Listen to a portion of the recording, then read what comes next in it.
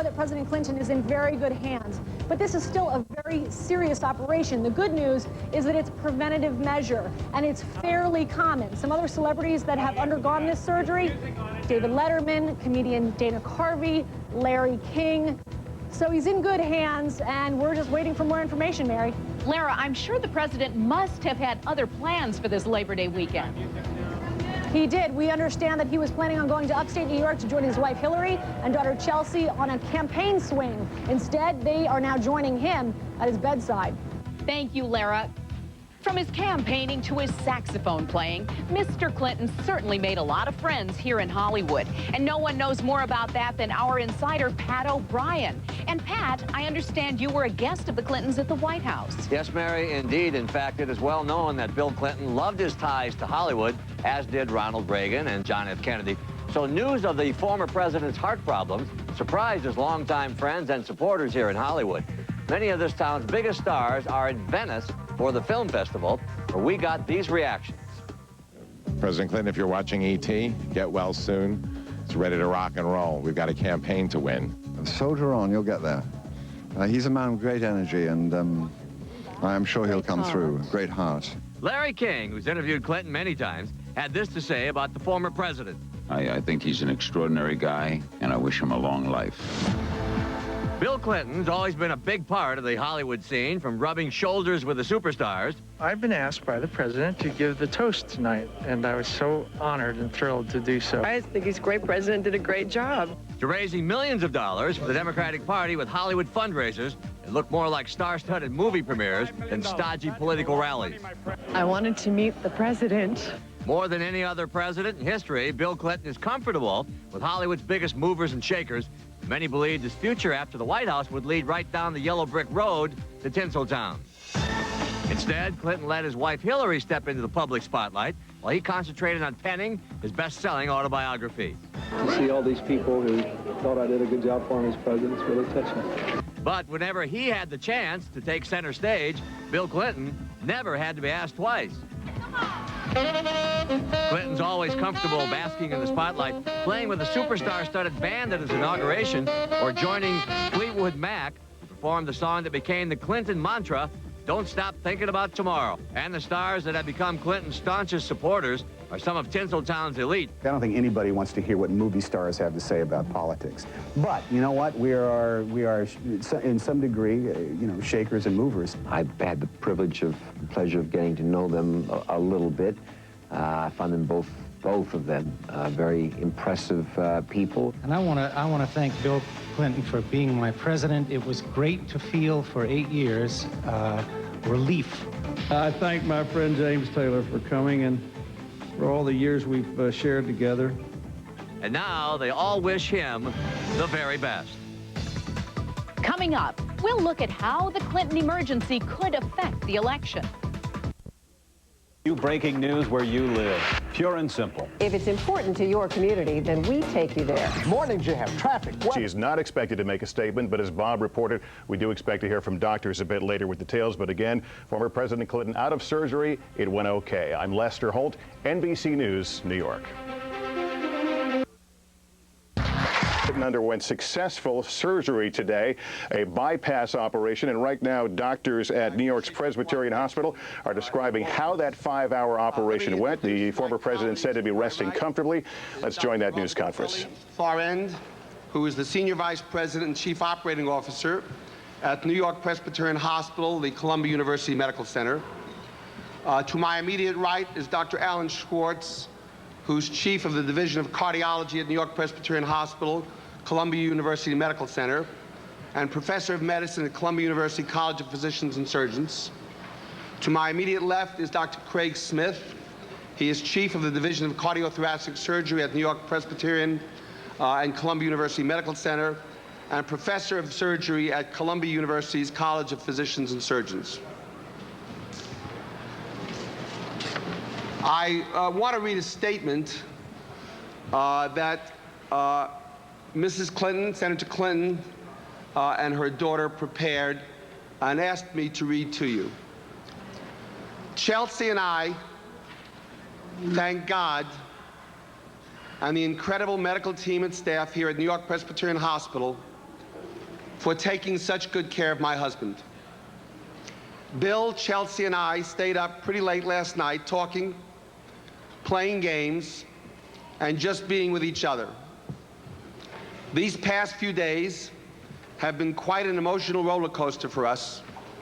As so many families know, open heart surgery, though increasingly common, is a very serious procedure.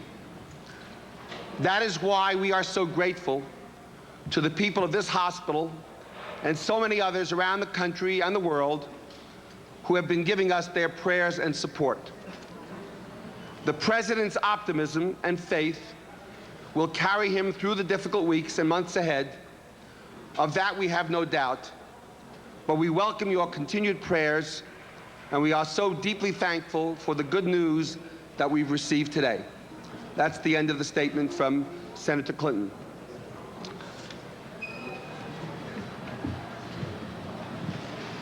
I'm going to now turn it over to Dr. Alan Schwartz. I'm going to briefly tell you President Clinton's medical history that led up to this procedure. Basically, several months ago, President Clinton, who's very physically active, began to notice that he was getting short of breath and also developing some chest constriction with activity. The amount of activity that produced these symptoms gradually declined and ultimately had an episode of discomfort at rest lasting 15 to 20 minutes that led to hospitalization and ultimately to angiography. The angiography or pictures of the arteries to his heart showed extensive blockage in each of the blood vessels supplying blood to his heart muscle. They also confirmed that his heart muscle was normally strong with absolutely no damage. And because of the extensive nature of the blockage, he was transferred here for a procedure to improve the blood supply to his heart. I'm going to address one other issue just because it's been a point of speculation. The reason that we waited several days, even though the decision was made soon after his arrival that he needed bypass, and in fact, almost immediately, he had been placed on a blood thinning medication as part of his treatment, and it was our decision that it would be safest to wait until this medication had decreased to greatly cut down the chance of bleeding with surgery. Craig? We'll turn it over to Dr. Smith now. Yeah, I won't elaborate on what Dr. Schwartz has given you in the way of background already, except to simply say that he presented on Friday, and after thorough review of the anatomy, it was obvious fairly quickly that what he needed was an operation. And then for the reasons that Dr. Schwartz just mentioned, it was equally obvious that the safety of the operation would be improved by waiting a few days. So that is why we waited until this morning to do the operation. Starting this morning around 8 o'clock, he had a relatively routine quadruple bypass operation. We left the operating room around noon, and he is recovering normally at this point. So I think right now everything looks straightforward.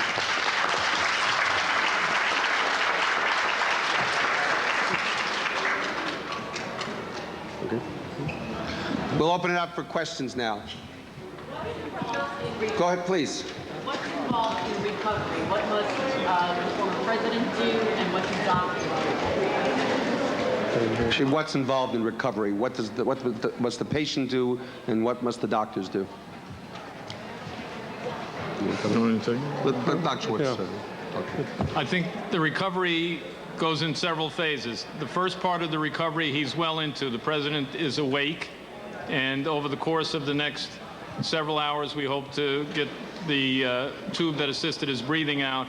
He'll spend a period of time in a closely monitored area, an intensive care unit.